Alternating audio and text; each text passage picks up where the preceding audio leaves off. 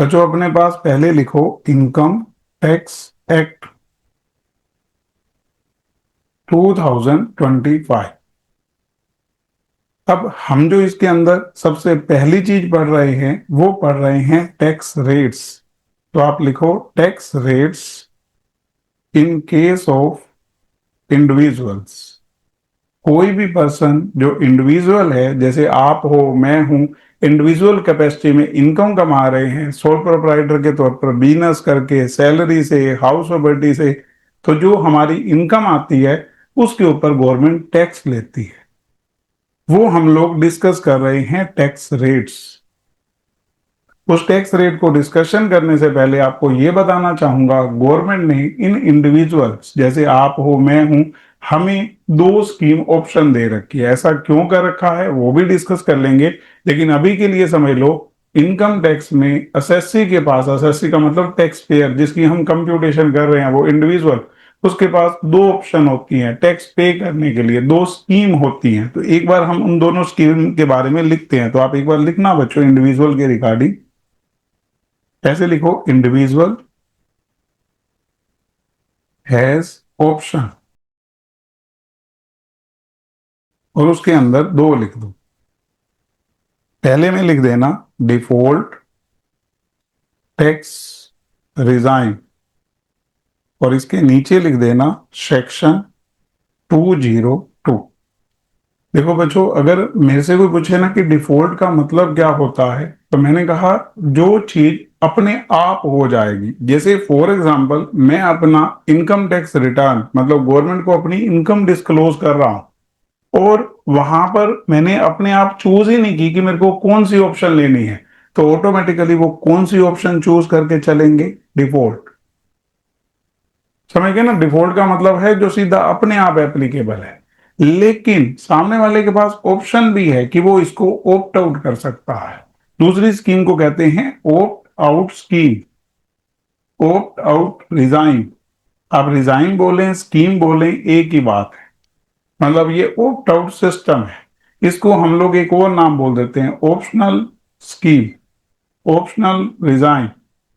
ये अब इसके साथ मैंने कोई सेक्शन नहीं लिखा और लिखा भी नहीं जाएगा। ऐसा क्यों? तो एक बार अभी आप थोड़ा समझना बच्चों, दो रिजाइन के पीछे वजह क्या है। हमारे यहाँ बहुत सारे लोग क्या करते थे, अच्छी खासी इनकम कमाते थे और उसके ऊपर गवर्नमेंट को कोई टैक्स नहीं देते थे। मतलब पुरानी स्कीम में क्या था, मेजोरिटी ऑफ एग्जम्पशंस, बड़ी सारी। एग्जम्पशन का मतलब होता है कि आपको बड़ी सारी जगह पर गवर्नमेंट टैक्स में छूट देती है, बड़ी सारी डिडक्शंस जो कोई भी पर्सन शर्तें पूरी करके ले सकता था, और लोग उसको अवेल करके अपनी टैक्स लाइबिलिटी को बहुत कम कर लिया करते। गवर्नमेंट ने क्या किया, ये सारे डिडक्शन को ऑलमोस्ट नई स्कीम के अंदर ओवर कर दिया। ये जो नई स्कीम है, इन एग्जम्पशन डिडक्शन को, ऑलमोस्ट का मतलब है कुछ अभी भी है, लेकिन अप्रोक्सीमेटली क्या कर दी, ओवर कर दी, उनको हटा दिया। लेकिन उनको पता था कि जब हम बजट में इसको लाएंगे, अपोजिशन को मुद्दा मिल जाएगा, बड़ी परेशानी होगी, तो उन्होंने एक चालाकी की। उन्होंने कहा कि एसएससी के पास, इंडिविजुअल के पास दोनों ऑप्शन है, वो चाहे तो ऑप्ट आउट स्कीम कर ले और चाहे तो डिफॉल्ट टैक्स रिजाइन में रह जाए। दोनों में क्या अंतर है? वो कह रहे हैं कि भले ही यहां एग्जम्पशन और डिडक्शन नहीं मिल रही, लेकिन टैक्स रेट में बहुत सारी छूट दे दी। जैसे अगर आप मेरे से पूछेंगे कि जो ऑप्ट आउट स्कीम है इसमें टैक्स कैसे लगता है, तो मैंने कहा आप ऐसे समझ लो कि जो नॉर्मल टैक्स लगने का सिस्टम है, तो यहां ना बच्चों पहले नंबर पे है बेसिक एग्जम्पशन लिमिट। जो यहां पहले केस में है, बेसिक एग्जम्पशन लिमिट का मतलब होता है जहां तक इनकम पे कोई टैक्स नहीं लगता, वो है 250। जो बेसिक एग्जम्पशन लिमिट है, मतलब मेरी इनकम 250 से नीचे है, पैसे सारे मेरे बैंक अकाउंट में आते हैं, एक नंबर में आते हैं, मैं छुपा नहीं सकता, स्टिल मेरे ऊपर कोई टैक्स नहीं लगेगा, क्योंकि गवर्नमेंट पुरानी स्कीम में 250 इनकम पे कोई टैक्स नहीं लेती। That is called basic exemption limit.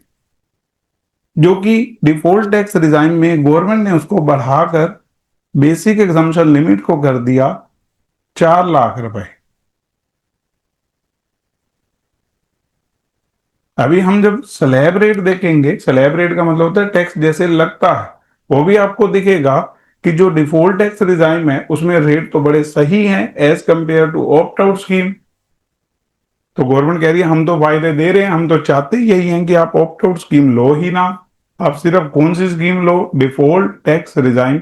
Government को पुरानी स्कीम ओवर ही नहीं करनी पड़ी और कहीं ना कहीं लोगों को शिफ्ट भी कर लिया। तो मुझे तो सिर्फ आंसर एक छोटी सी बात का देना था कि इसका सेक्शन क्यों नहीं है। गवर्नमेंट लंबे टाइम तक पुरानी स्कीम को मान ही नहीं रही कि हम कंटिन्यू करेंगे, इसलिए उन्होंने इसको एक्ट का पार्ट ही नहीं बनाया।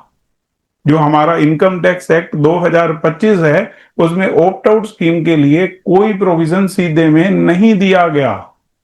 तो गवर्नमेंट जब चाहे अपने फाइनेंस एक्ट में इसको ओवर कर देगी। अब जब लोग ऑलरेडी डिफॉल्ट टैक्स रिजाइन ले चुके होंगे तो उनको इस स्कीम के ओवर होने से कोई फर्क भी नहीं पड़ेगा। समझ गए ना? तो इन्होंने क्या किया, इन्होंने कहा कि जो इसके टैक्स रेट है, इसके टैक्स रेट वो हर बार फाइनेंस एक्ट, जो हमारे यहां बच्चों फाइनेंस बिल आता है 1 फरवरी को जिसको बजट कहते हैं, उसमें डिसाइड हुआ करेंगे। तो गवर्नमेंट जिस साल डिसाइड नहीं करेगी तो समझो ऑप्ट आउट स्कीम ओवर। समझ गए ना? इसलिए उसके साथ कोई क्या नहीं दिया गया, सेक्शन। मतलब वो इनकम टैक्स एक्ट का सीधे में पार्ट नहीं है। सीधे में पार्ट क्या है? डिफॉल्ट टैक्स रिजाइन, जिसमें बेसिक एग्जम्पशन लिमिट क्या है बच्चों? 4 लाख। और जो ऑप्ट आउट स्कीम है उसमें बेसिक एग्जम्पशन लिमिट क्या है? 250। आपको एक बात बताना चाहता हूं बच्चों, ये जो बेसिक एग्जम्पशन लिमिट है ना, ये पिछले कई सालों से गवर्नमेंट ने चेंज ही नहीं की। मतलब अगर मैं आपसे ये कहूं कि पिछले 8 साल पहले तो भी यही थी, ताकि लोग इसको ले ही ना। जब उसमें कोई चेंज ही नहीं किया जा रहा, अब पता कैसे बना रखा है? Basic exemption limit 250। एक छोटी सी बात और बतानी है बच्चों, गवर्नमेंट जब ये बेसिक एग्जम्पशन लिमिट पुराने सिस्टम में देती थी ना, तो इंडिविजुअल को 3 कैटेगरी में बांट देती थी। एक वो इंडिविजुअल जिनकी एज 60 साल से कम है, दूसरा वो जिनकी एज 60 साल या उससे ज्यादा है लेकिन 80 ईयर से कम है। तो इन लोगों को बोलते हैं सीनियर सिटीजन, जिनकी एज 60 साल या उससे ज्यादा है लेकिन 80 से कम है। और जिनकी 80 ईयर्स या 80 ईयर से ज्यादा है तो उनको बोलते हैं वेरी सीनियर सिटीजन।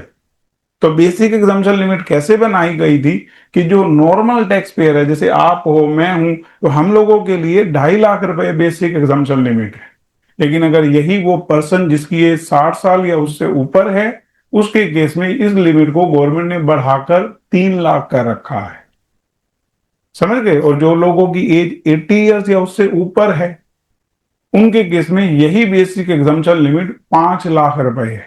जो डिफॉल्ट टैक्स रिजाइम है उसमें ऐसे कोई डिफरेंशिएट नहीं कर रखा, उसमें सबके लिए 4 लाख है, चाहे आप सीनियर सिटीजन हो चाहे वेरी सीनियर सिटीजन हो। लेकिन जो पुरानी स्कीम है उसमें बेसिक एग्जम्पशन लिमिट को 3 कैटेगरी में बांटा गया था, 2.5 लाख, 3 लाख और 5 लाख। इस बात को लिख लेते हैं क्योंकि अभी स्लैब रेट लिख देंगे कि टैक्स लगता कैसे है और क्वेश्चन मानकर कर भी लेंगे वो, और आराम से समझ आएंगे क्योंकि इनमें कोई एफर्ट नहीं लगता, बिल्कुल आसान होते हैं।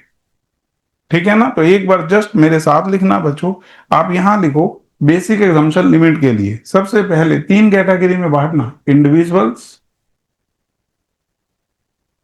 Below 60 years. तो इसके केस में लिख दो बच्चों 2,50,000। उसके बाद आप लिखो रेजिडेंट इंडिविजुअल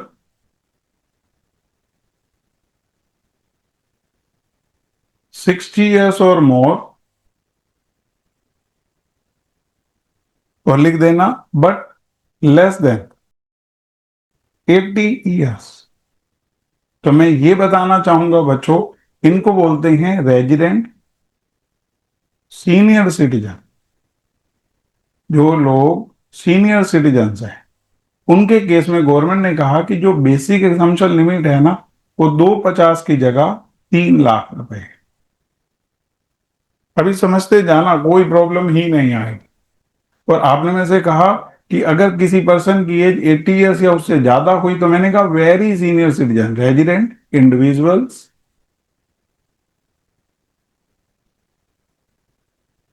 80 ईयर्स और मोर। अब यहां पर बच्चों आप लिखेंगे 5 लाख,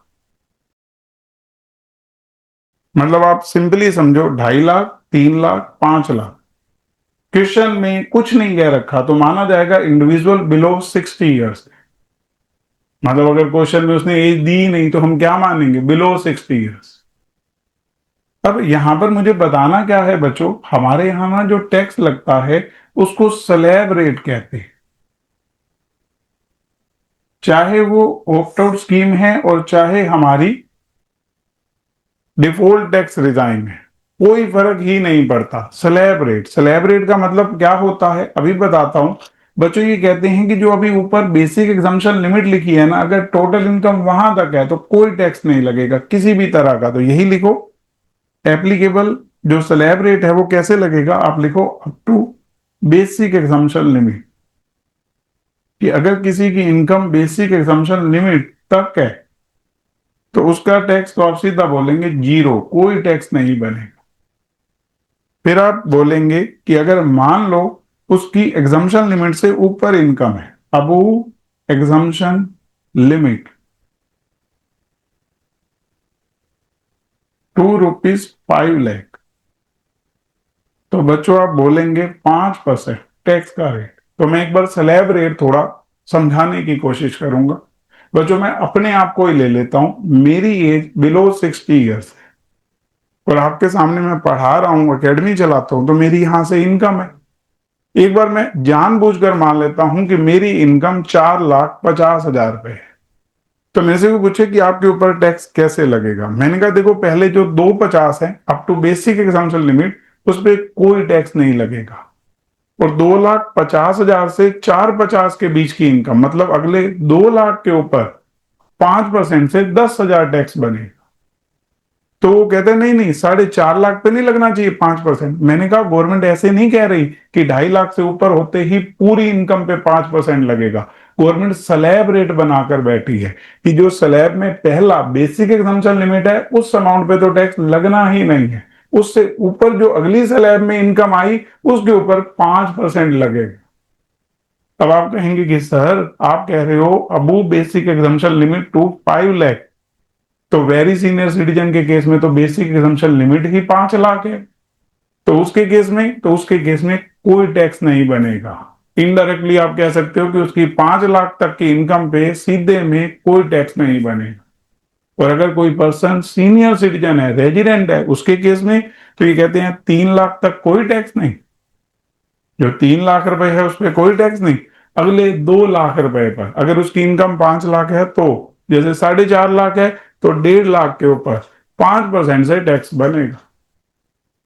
और आपने मेरे से कहा कि सर अगर उसकी इनकम 5 लाख से ऊपर हो, तो मैंने कहा ये जो स्लैब लिखा है इसको तो ऐसे का ऐसे ही रहने दो, इसको तो टच मत करो। समझ गए ना कि उसके पहले 2.5 लाख, 3 लाख, 5 लाख पे कोई टैक्स नहीं बनेगा। और जो बेसिक एग्जम्पशन लिमिट से 5 लाख तक की इनकम है उस पर किस रेट से लगेगा, 5% से। अब इससे आगे बढ़ो बच्चों, 5 लाख 1 टू 10 लाख, आप लिख दो 20%। इसका सीधा मतलब है कि अगर किसी की इनकम 8 लाख रुपए है और आपने मेरे से पूछा इसका टैक्स, मैंने कहा पहले 250 पे कोई टैक्स नहीं। आपने कहा ठीक है।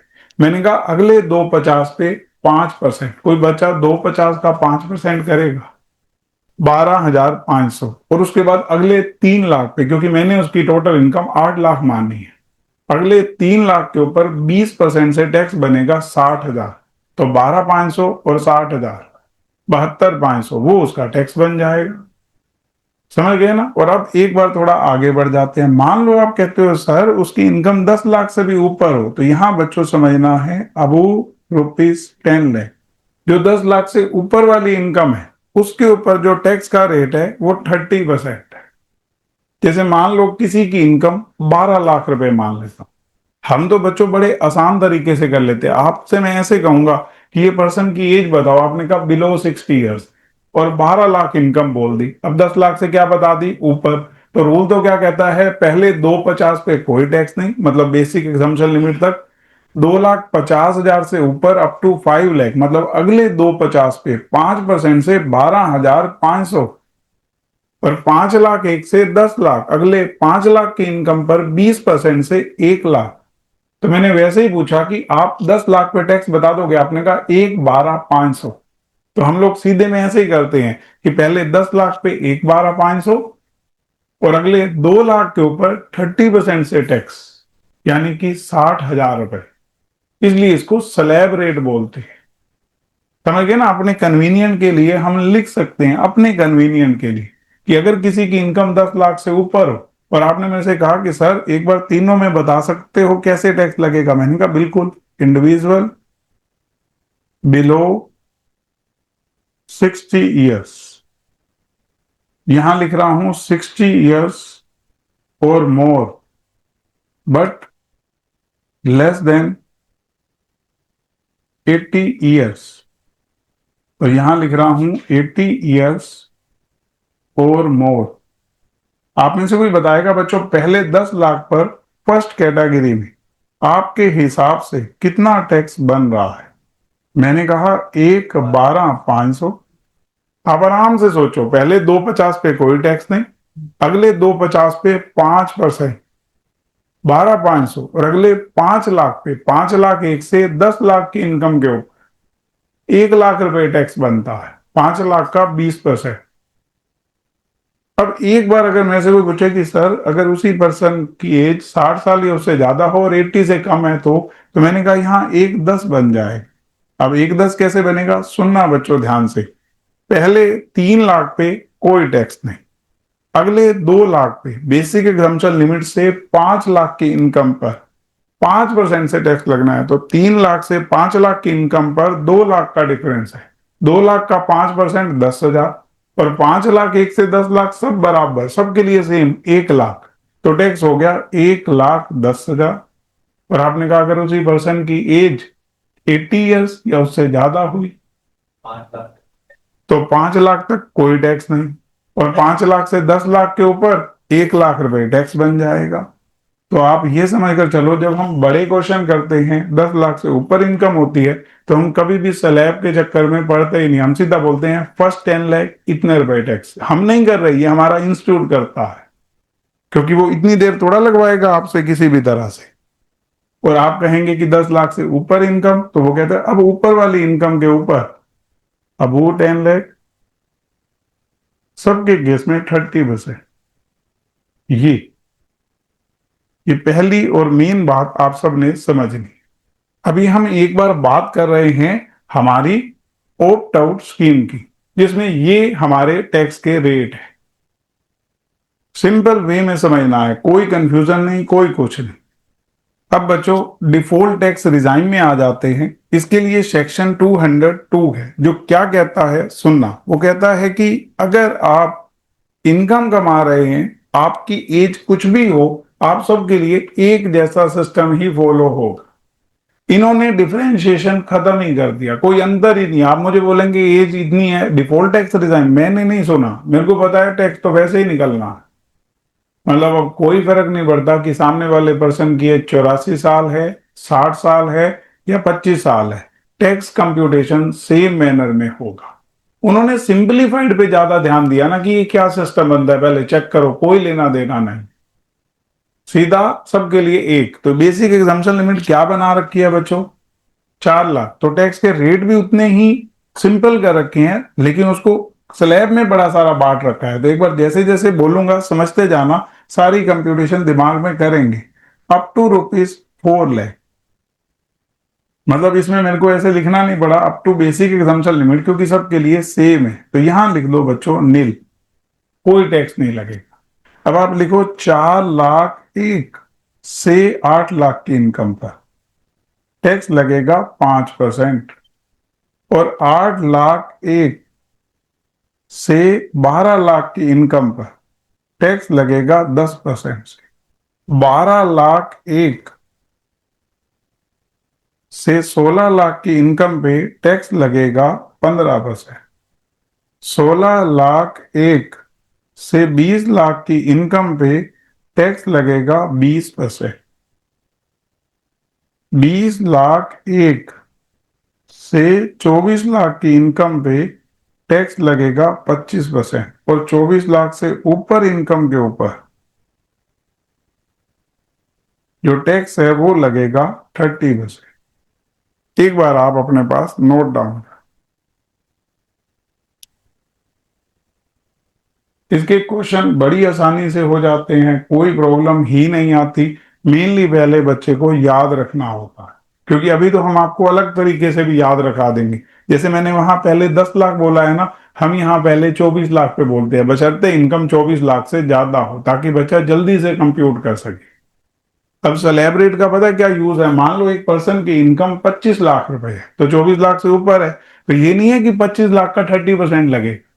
24 से ऊपर जितनी है उसका 30% है। 24 लाख तक तो यही लगेगा। तो आपने कहा कितना, देखो यहां पर जीरो बन रहा है बच्चों, यहां पर कोई बच्चा करेगा 4 लाख का 5%, 20,000। अगले 4 लाख का 10%, 40,000। एक तरह से 20,000 का टेबल चलना है। उसके बाद अगले 4 लाख का 15%, 60,000। अगले 4 लाख का 20%, 80,000। और अगले 4 लाख का 25%, 1 लाख। एक बार बच्चों ये पूरा टोटल कर लो, पूरा 3 लाख। तो अब हम ऐसे ध्यान कराते हैं बच्चे को कि अगर इनकम 25 लाख से ऊपर हो, अगर इनकम 24 लाख से ऊपर हो, तो पहले 24 लाख पे 3 लाख टैक्स बनेगा। और 24 लाख से ऊपर जितना भी अमाउंट है उसका 30%। मतलब अंतर आपको ऐसे समझाऊं कि पुराने से नए में कितना फायदा है, अगर आपको पहले से ही कोई एग्जम्पशन नहीं ले ली थी तो। आप यूं समझो कि अगर यहां पर आपकी इनकम 24 लाख से ऊपर हुई, तो पहले 24 लाख पे पता है कितना टैक्स बनेगा इसके अंदर? ऐसे सोचो एक बार, पहले 10 लाख पे 1,12,500 हो गया, अगले 14 लाख पे कोई टैक्स बताएगा 30% से। अब आप देखो बच्चों, 4,20 प्लस 1,12,500, 5,32,500। और वहां पर कितना बन रहा है हमारा? 3 लाख। कितना टैक्स का फर्क आ गया? क्यों जाएंगे लोग ऑप्ट आउट के अंडर? गवर्नमेंट ने उसको तरीके से खत्म किया है, उसने कोई सुधार ही नहीं किया। जैसे थी एच डी रहने दी, कि हमें कोई चेंज ही नहीं करना, रहने दो उसको। समझ गए ना? लेकिन टाइम के हिसाब से अगर लिमिट नहीं बढ़ेगी तो फिर को तो उसका नुकसान होगा ही सही। 14 लाख मैंने माना कि मान लेते हैं, जैसे यहां पर 24 लाख के ऊपर आपका टैक्स 3 लाख आया था, अगर यही इनकम 24 लाख यहां हो, तो पहले 10 लाख पे 1,12,500 जैसे हमारा आ रहा है, उसके जस्ट बाद अगले 14 लाख पे 24 लाख और 10 लाख का डिफरेंस, और 30% से 4,20,000, तो टैक्स तो 5,32,500 बन गया। इसलिए लोग, आप मेरे से पूछेंगे, मैं पढ़ाता हूं कौन सी स्कीम बेटर है, मैंने कहा डिफॉल्ट, कोई एग्जम्पशन डिडक्शन मत चाहिए तो आप इसी के साथ जाओ। समझ गए ना? क्योंकि वो डिडक्शन एग्जम्पशन हम सीखेंगे, उसके लिए कई सारी चीजें पूरी करनी पड़ती थी, इसमें आपको सीधा टैक्स रेट में ही फायदे दे दी, क्योंकि गवर्नमेंट चाहती है सारों को फायदा मिले, सबको, क्यों कुछ लोग सिर्फ बेनिफिट ले जाएं। तो उन्होंने सीधा टैक्स के स्लैब रेट को ही चेंज कर दिया डिफॉल्ट में, ऑप्ट आउट के अंदर। तो हम, अगर आपसे कोई पूछे कि एक बार टैक्स रेट याद है, तो आप कैसे बोलने वाले हैं? आप कहेंगे पहले नंबर पे डिफॉल्ट टैक्स रिटर्न, क्योंकि चलती तो यही है। पहले 4 लाख पे कोई टैक्स नहीं, अगले 4 लाख पे 5%, जिसको 4,01,000 से 8 लाख बोलेंगे, अगले 4 लाख पे 10%, अगले 4 लाख पे 15, अगले 4 लाख पे 20, अगले 4 लाख पे 25। आपके दिमाग में चल रहा है first 4 lakh, 4 lakh 1 to 8 lakh, 8 lakh 1 to 12 lakh, 12 lakh 1 to 16 lakh, 16 lakh 1 to 20 lakh, 20 lakh 1 to 24 lakh. आपका शुरू में 4 लाख पे नील, फिर 5%, फिर 10%, फिर 15%, फिर 20%, फिर 25%। और 24 लाख से ऊपर जो भी इनकम है, ऊपर वाली इनकम पर 30% से टैक्स लगेगा। और ये मानकर चलो बच्चों, ये जो ये लेकर चल रहे हैं रेट, इसमें गवर्नमेंट इजीली चेंज भी नहीं करने वाली। क्योंकि ये बड़े रिलैक्स कर रखे हैं। और गवर्नमेंट इससे ज्यादा क्यों बढ़ाएगी, कम तो कर ही नहीं सकती, लोग पूरा अपोज कर देंगे, गवर्नमेंट चली जाएगी, वो तो आप समझो। अपोजिशन को तो मुद्दा ही चाहिए, तो इन रेट को गवर्नमेंट घटा तो सकती नहीं है। तो ये अभी नियर फ्यूचर में बढ़ने नहीं वाले, यही रहेंगे, क्योंकि हर बजट में गवर्नमेंट के पास ऑप्शन होता है इन रेट को और रिलैक्स कर दिया जाए, लेकिन ये पहले से ही पूरी तरह से रिलैक्स है। तो एक बार देखो समझो, जैसे बात समझ आई है, यहां तक नोट डाउन कर लिया ना बच्चों? कुछ पूछना है पूछ लो, फिर मैं अगला टॉपिक बताऊंगा अभी आपको। मतलब मैं बिल्कुल स्टेप बाय स्टेप सिखाऊंगा, क्योंकि हम लोग पढ़ रहे हैं जीरो लेवल से। तो एक बार देखो समझो जैसे ये है, फिर मैं अगली बात सिखाऊंगा। मतलब आपसे कोई पूछे इंडिविजुअल के केस में टैक्स रेट का क्या सिस्टम है, तो आप सीधा बोलेंगे ही has two option, default tax regime, opt out scheme.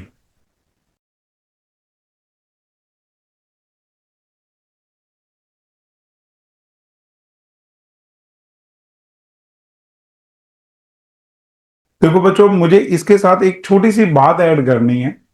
हमारे यहाँ लोग बोलते हैं कि जो डिफॉल्ट टैक्स रिजाइम है ना, उसमें 12 लाख इनकम पर कोई टैक्स नहीं है। हमने तो अभी 4 लाख पढ़ा है, 4 लाख के ऊपर तो इनकम होगी तो टैक्स लगेगा। लेकिन गवर्नमेंट कहती है अगर आपकी इनकम सिर्फ 12 लाख है, 12 लाख से ऊपर नहीं, 12 लाख है, तो आपका जो टैक्स बनेगा उतने की छूट है, कोई टैक्स नहीं बनेगा। That is called rebate. तो यहां ना बच्चों हमारे लिए सेक्शन बना हुआ है 156। तो एक बार पहले रिबेट का कंसेप्ट लिखते हैं अपने पास। गवर्नमेंट क्या बनाकर बैठी है कि जो ऑप्ट आउट स्कीम है ना, उसमें रिबेट आपको तब मिलेगी अगर आपकी टोटल इनकम 5 लाख से ज्यादा नहीं। अगर 5 लाख से ज्यादा हुई तो रिबेट नहीं मिले।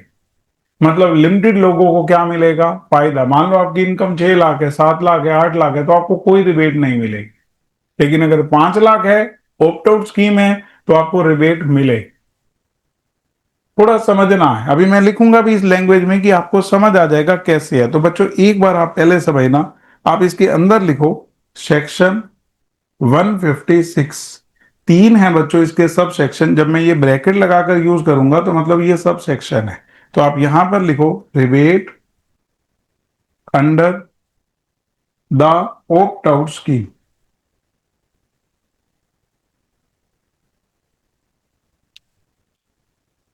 तो इसमें पहले एक बात लिख लो बच्चों, इलिजिबल असेस। असेसी का मतलब होता है टैक्स पेयर, जिसकी आप कंप्यूटेशन कर रहे हो, जिसकी हम यहां क्वेश्चन में बात कर रहे हैं। तो इलिजिबल असेसी में लिखो ओनली एन इंडिविजुअल, सिर्फ एक इंडिविजुअल इसके लिए इलिजिबल है। Only an individual who is resident in India, जो कि इंडिया का रेजिडेंट है, एंड हैविंग टोटल इनकम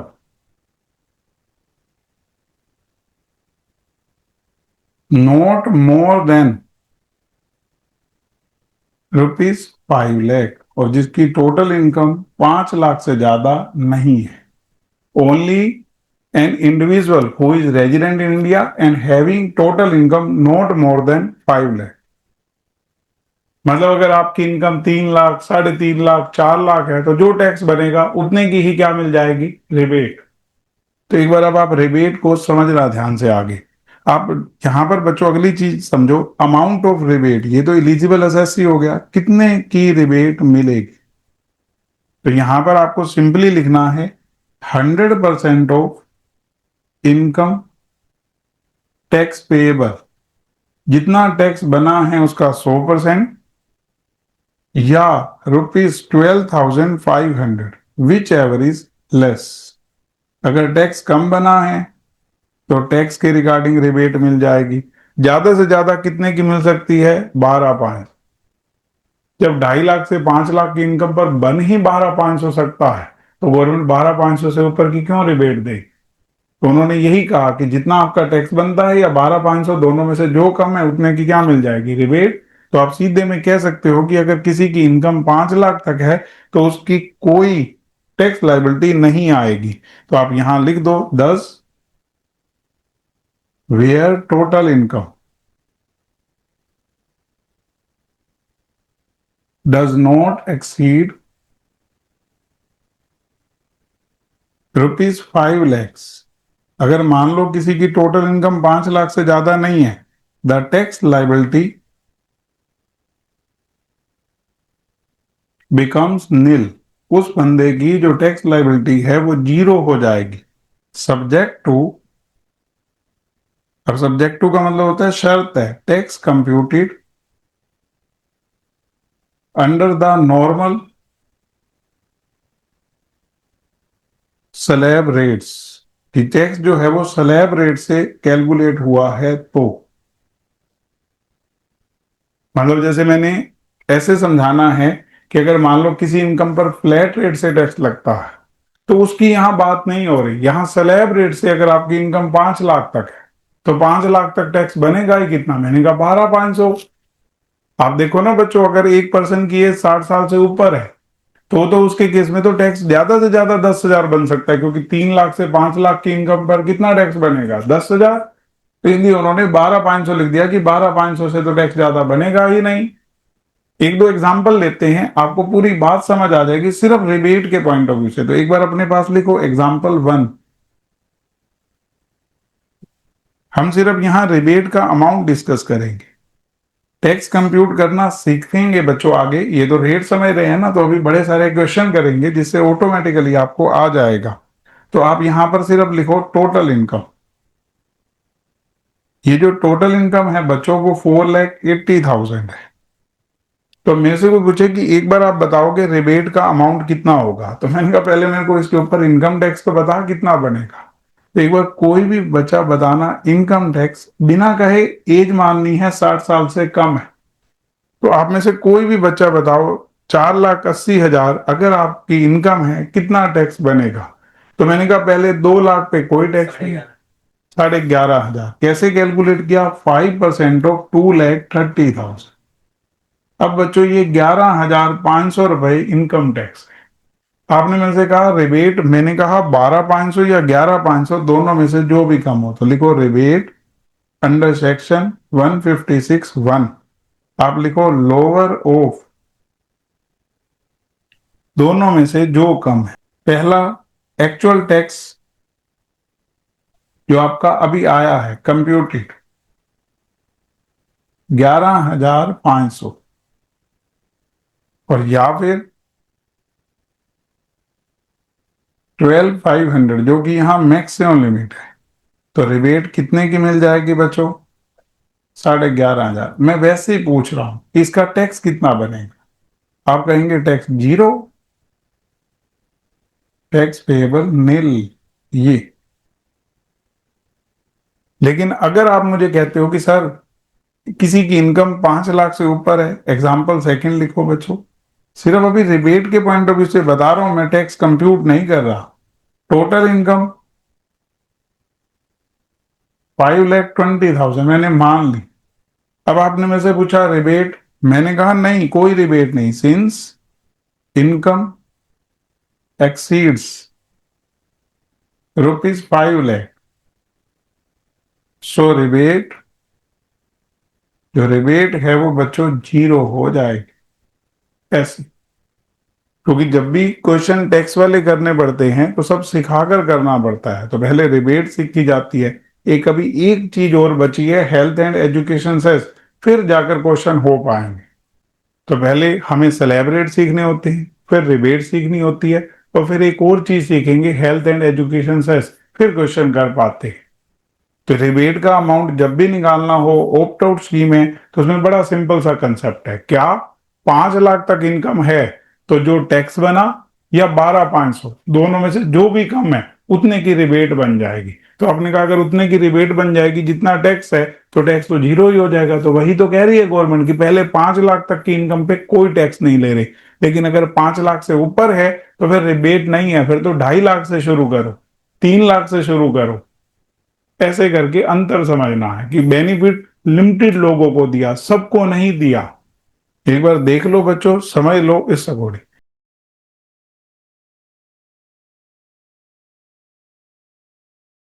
अब देखो बच्चों, इसी के साथ लिखो सेक्शन 156(2). ये है रिबेट डिफॉल्ट टैक्स रिजाइम में, अंडर डिफॉल्ट टैक्स रिजाइम।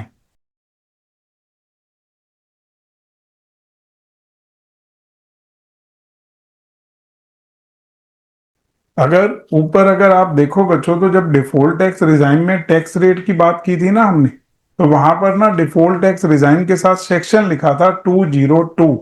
जो आपको ध्यान रखना है कि इसका सेक्शन जो टैक्स रेट का है वो 202 है। ऑप्ट आउट का कोई सेक्शन नहीं है, वो हर बार फाइनेंस एक्ट के थ्रू उसका रेट डिसाइड होता है। लेकिन जो डिफॉल्ट टैक्स रिजाइम है उसमें टैक्स का रेट जो मेंशन कर रखे हैं उसका सेक्शन है 202। तो आपका कहीं पर भी डिफॉल्ट टैक्स रिजाइम आए, अपने याद के लिए लिख सकते हो सेक्शन 202। तो मुझे जो बताना है वो समझना बच्चों। गवर्नमेंट कहती है कि ये जो डिफॉल्ट टैक्स रिजाइम है इसमें पहले 12 लाख इनकम पे कोई टैक्स नहीं लगेगा, और 12 लाख से ऊपर होने पर भी गवर्नमेंट इसमें थोड़ा सा बेनिफिट देती है, जबकि वहां नहीं देती थी, क्योंकि गवर्नमेंट इसमें पूरा फायदा देकर बैठी है। तो एक बार अभी आप देखो, आप पहली बात लिखो 156(2) में इलिजिबल असेसी, कौन इलिजिबल है। वहां हमने लिखा रेजिडेंट इंडिविजुअल जिसकी टोटल इनकम 5 लाख से ऊपर नहीं है। यहां इन्होंने 12 लाख की बात नहीं, क्यों नहीं की वो अभी आपको समझ आ जाएगा। लेकिन सीधे मैं कहूं कि अगर आपकी इनकम 12 लाख तक है, आप डिफॉल्ट टैक्स रिजाइम में हैं, तो आपका कोई टैक्स नहीं बनेगा। मतलब आज की डेट पर में से कोई ऐसे ही पूछ ले कि आप टैक्स पढ़ाते हो, आप सिर्फ ये बता दो कि मुझे कौन सी स्कीम लेनी चाहिए, तो मेरा सिर्फ उसकी तरफ एक छोटा सा क्वेश्चन होगा। मैंने कहा इनकम कितनी है। अगर उसने मुझे बोला कि मेरी जो इनकम है वो 8 लाख है, 9 लाख है, 10 लाख है, तो मैं कहूंगा डिफॉल्ट टैक्स रिजाइम ले ले, बस उसके बाद बात करने की जरूरत ही नहीं। समझ गए ना, कोई भी पर्सन सैलरीड है सबका, उनका टैक्स बनेगा ही नहीं, क्योंकि 12 लाख से ऊपर इनकम है तब कोई बात आएगी। तो अब बच्चों एक बार इसके बारे में लिख लेते हैं कि किस तरह से रिबेट मिलती है। तो आप यहां पर सिंपल इलिजिबल एसएससी के बाद आ जाओ कि दो केसेस में रिबेट को डिफाइन कर रखा है। पहले लिखो case 1, total income does not exceed ₹12 lakh. जो टोटल इनकम है वो 12 लाख से ज्यादा नहीं है, तो रिबेट उस टैक्स को जीरो कर दे। कैसे, अभी देखो हम यहां मान रहे हैं अभी, क्योंकि मैं उसके लिए अलग नोट लिखवा दूंगा कि जो स्पेशल इनकम है जिनके ऊपर फ्लैट रेट से टैक्स लगता है उसमें से गवर्नमेंट रिबेट देती नहीं, गवर्नमेंट तो स्लैब रेट की बातें कर रही है। समझ गए ना, हम जो टैक्स निकालना सीखे हैं अभी तक जो फर्स्ट डे के हिसाब से, वो क्या सीखे हैं, स्लैब रेट। स्लैब रेट का मतलब टैक्स गवर्नमेंट कहती है इस तरह से लगेगा कि पहले 4 लाख पे कोई टैक्स नहीं, अगले 4 लाख पे 5%, अगले 4 लाख पे 10%, एंड सो ऑन। तो उन्हीं इनकम के ऊपर जो टैक्स बनता है उसमें से गवर्नमेंट रिबेट देती है। तो कह रही है कि अगर टोटल इनकम कितने से ज्यादा नहीं है, 12 लाख से, तो रिबेट कैसे मिलेगी, रिबेट शैल बी। तो पहले लिखो 100% ऑफ इनकम टैक्स पेएबल, जितना उन बंदे का टैक्स बना है जिसकी हम बात कर रहे हैं, 100% ऑफ इनकम टैक्स पेएबल, और ₹60,000 विच एवर इज लेस, दोनों में से जो भी कम हो। मतलब आप सीधे में कहें तो मेरे से वो पूछे कि रिबेट के कारण होगा क्या, मैंने कहा जिसकी इनकम 12 लाख तक है उसका कोई टैक्स नहीं बनेगा। तो लिख दो 10 इनकम अप टू 12 लाख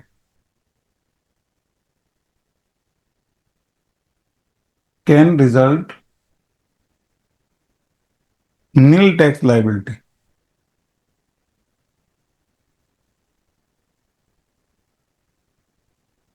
ये एक बार हम यहां एग्जाम्पल लेते हैं बच्चों। आप लिखना एग्जाम्पल 1। एक पर्सन की इनकम 11,40,000 है। अभी पहले तो हम उसका टैक्स कंप्यूट करेंगे, इसमें कोई फर्क नहीं पड़ता एज क्या है, 11,40। मेरे से वो पूछे कि एक बार आप इसका इनकम टैक्स बता सकते हो कितना आएगा।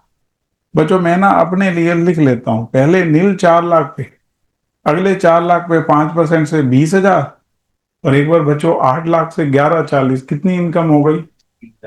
340 का 10%। एक बार टोटल कर लो। बिल्कुल 54,000। अब सुनना मेरी बात ध्यान से, इनकम टैक्स 54,000 रुपए है। आपने मेरे से पूछा कि रिबेट, मैंने कहा 54,000। जितना टैक्स या 60,000, दोनों में से जो भी कम है, तो 54,000 60,000 से तो कम ही है। एक बार लिख लेते हैं अपने पास, रिबेट लोअर ऑफ, जो रिबेट है आप लिख भी सकते हो अंडर सेक्शन 156(2). समझ गए ना, क्योंकि जो डिफॉल्ट के अंदर है वो 156(2) है और ऑप्ट आउट के अंदर 156(1) है। तो लोअर ऑफ आप यहां लिखो, पहला पॉइंट कितना बच्चों? 54,000। लिख सकते हो एक्चुअल टैक्स पेएबल या एक्चुअल टैक्स लाइबिलिटी जो कंप्यूट होकर आई थी। और दूसरे नंबर पे ₹60,000। अब दोनों में से कम, तो मैंने कहा 54,000, तो रिबेट कितने की आ गई? 54,000 की। और टैक्स पेएबल कितना हो जाएगा बच्चों? टैक्स पेएबल नील। ये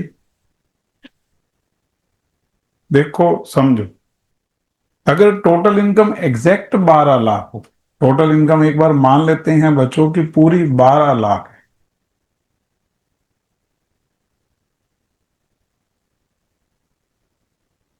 एक बार कोई बच्चा बताएगा कि अगर 12 लाख है तो आप सिर्फ टैक्स बता सकते हो, इनकम टैक्स कितना बनेगा? 60,000। क्योंकि हमें पता है नील, पहले 4 लाख पे, अगले 4 लाख पे 5% से 20,000 और अगले 4 लाख पे 10% से 40,000, 60,000। अब 60 और 60 में से कम 60 ही होता है, तो बस लिख दो रिबेट इक्वल टू 60,000। अब आपने मेरे से पूछा टैक्स पेएबल, मैंने कहा जीरो, कोई टैक्स नहीं बनेगा। ये एक बार देखो समझो यहां तक, ताकि फिर आगे बढ़े उसके अकॉर्डिंग, पहले यहां तक समझ आ जाए। अब मान लो एक पर्सन ऑप्ट आउट स्कीम में है, उसकी इनकम 12 लाख है और आपने मेरे से पूछा इसका टैक्स कितना बनेगा। तो पहले तो वहां तो उसको रिबेट मिलेगी नहीं।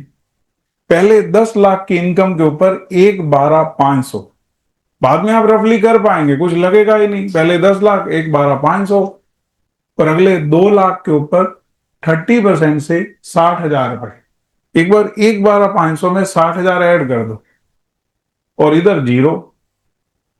कौन जाएगा उसके अंदर?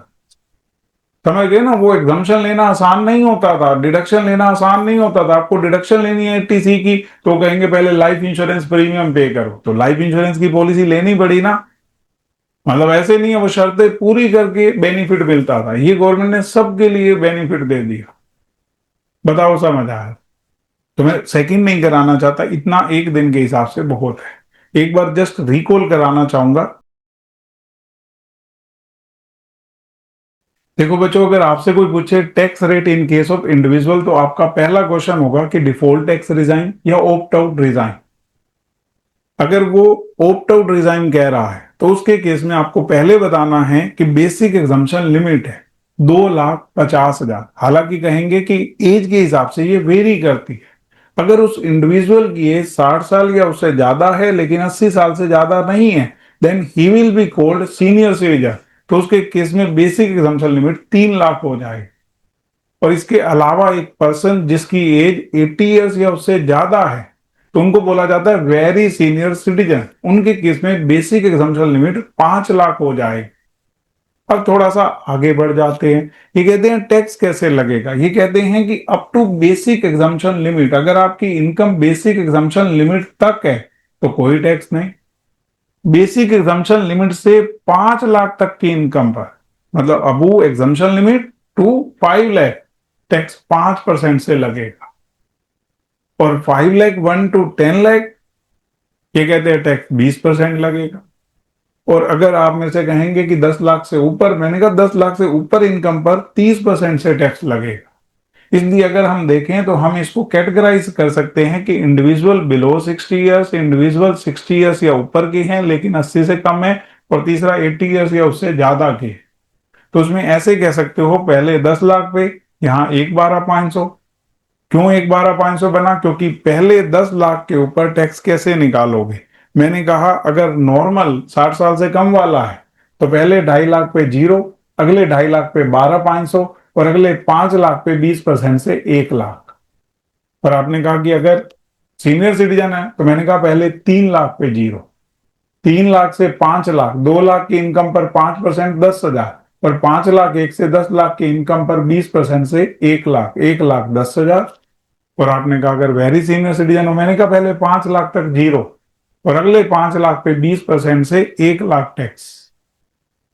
ठीक है ना? और 10 लाख से ऊपर इनकम पर सब पे 30%।